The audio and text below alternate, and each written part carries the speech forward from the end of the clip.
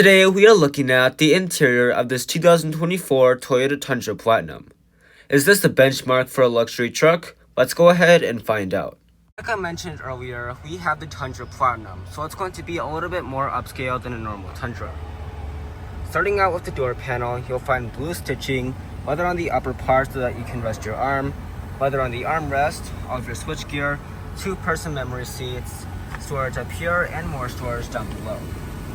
You do have power running boards, and your seats will be made of real leather. These are heated and ventilated and 14-way power adjusting. Part of those 14 ways is the 2-way thigh extension. Getting in is relatively easy with the running board. If you don't have the running boards, it's going to be pretty difficult. The steering wheel is going to be nicely leather wrapped and heated. Also, the horn button is giant. The gauge cluster is also giant, but only the left part is customizable. I wish that they would let us customize more of the gauge cluster so that we could take advantage of this giant screen. There's also a head-up display up top. Taking a look at materials, you'll find soft touch plastic on the upper dash with some plastic over here. This really strange trim, I don't know what it is. You'll find some leather through here, more of that blue stitching, and some of that strange trim. I really can't identify what this is, so if you guys know, please let me know in the comments. There's also some gloss black around here, and if you lift this up, you'll find 2 cup holders. Now let's take a look at storage, because this is pretty wild in this truck. You do have the 2 cup holders, a wireless phone charger, and a little bit of space beside that. You can pull this back to get access to your center console, or you could lift up this whole thing. You have an absolutely ginormous center console in here, you guys, and as you can see, it can fit a first aid kit. There are 2 USB-C ports and some coin holders.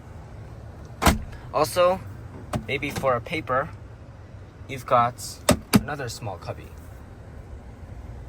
Taking a look at climate controls, these are all physical. You can go into the vehicle settings and you can customize it through there. You've got heated and ventilated seats, 3 stages of both, and dual zone climate control up front. Of course, these are all very chunky because they think that you're going to have work gloves on, so you don't have to take them off to adjust the volume or the climate, whatever you need to do. You do have 3 fake switches right here, brake hold, and your electronic parking brake. Now it's time to address the elephant in the room, quite literally this 14-inch touchscreen. Now, because everything is so supersized, it's kind of hard to miss what you're going for. You've got navigation once you set it up. You've got all of your settings right here, your history. You can go and look at anything that you need. Now it's time to address the elephant in the room, quite literally this 14-inch touchscreen. This is extremely responsive, and because everything is so supersized, it's kind of hard to miss what you're going for right here. This actually works with gloves on, so even if I have a glove on, I can still push everything on this touchscreen and it will work just fine. You can of course turn off the beeping if that annoys you. And you do have navigation, wireless Apple CarPlay, and Android Auto. When you go into reverse, you'll find this very large 360-degree backup camera.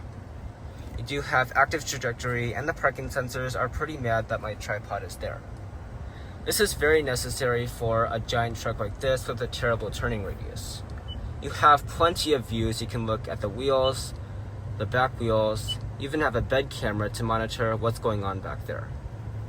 Also, when you put it into drive, you have an automatic camera that pulls up, and you can see all the different views as well. Up top, you'll find a digital rear view mirror, a sunglasses holder, and if you pull this, you'll find a large panoramic sunroof up top. But it doesn't stop there. You see this button that says push open? Well, look at the back window. Pretty cool, right? And since I pushed it to go open, I'm just gonna pull it to close it up. But now it's time to check out the passenger side and see what kind of features you get over here. The door panel will be the same with a lot of storage at the bottom and some nice materials at the top. The seats will also be the same, except you only get 12 ways of adjusting instead of 14 like on the driver's side. These will be heated and ventilated. Inside the cabin, you'll find this smoked out trim with platinum branding toward the right, a lot of leather below that, and when you open up the glove box, you'll find an enormous amount of space. In fact, there are 2 shelves to maximize the versatility. Full-size pickup trucks are known to have these large back seats, so let's see what the Tundra will bring you. Let's check it out in the Tundra. On the door panel, you'll find some really nice materials. In fact, you also get a larger armrest at the top to rest your arm. And you'll find there's leather on the other armrest and a lot of storage down below. The power running boards will work for the power running boards will make it very easy to step inside the cabin. And these seats will be super comfortable with plenty of padding, and they'll be heated and ventilated. There's blue stitching and blue accents in the perforation, but there is no underfloor storage because the hybrid battery is resting under there. Now let's take a look at all of the amenities you get back here. All the way back. There's about 41 inches of legroom, so that is plenty for anybody. Also, there's a large seat back pocket on both sides. In the center here, in the middle here, you'll find heated and ventilated seats. Surprisingly, no climate controls, but that is not available on any pickup truck right now. There are USB ports down there, and you find a 120-volt outlet. There are also 2 cup holders over there, and if you pull down this armrest, there are 2 more cup holders and a nicely padded armrest. But arguably, the most important thing, whether it's a luxury truck or a work truck, is the bed. So let's see what the Tundra brings over here. You can easily access the bed with this button on the side of the taillight, so you can elbow it or something like that. But there is also a power bed step like I showed you earlier. There is a black exhaust tip that is coming out, and when I open up the gates, the step will come out to make easy access inside the cabin. This is a class exclusive feature, you guys. Standard on the capstone, optional on the other trim levels such as this platinum, and that is definitely going to make a difference when you're hauling stuff or you really need to get something out of the bed. Now, the Ram 1500 also has this, but it is not powered, and the GM trucks will have it as an option built into the gate itself. There is a spray-on bed liner, which is an option. There are plenty of tow hooks and plenty of power sources. Now, this isn't the best in class because the Ford F-150 can power a house for a few days, which is super impressive. Certain Ram 1500s, not the Tungsten, will have a split tailgate, and the GM trucks have a multi-function tailgate. But this Tundra has an aluminum composite bed, so that means it's dent-resistant, stretch-resistant, and it can't rust. So that is a huge thing with the durability of this car. Also, it is worth pointing out that on this Platinum model, you can choose between a 5.5 foot bed or a 6.5 foot bed. This one, as you see right here, is the 5.5 foot with the large back seat.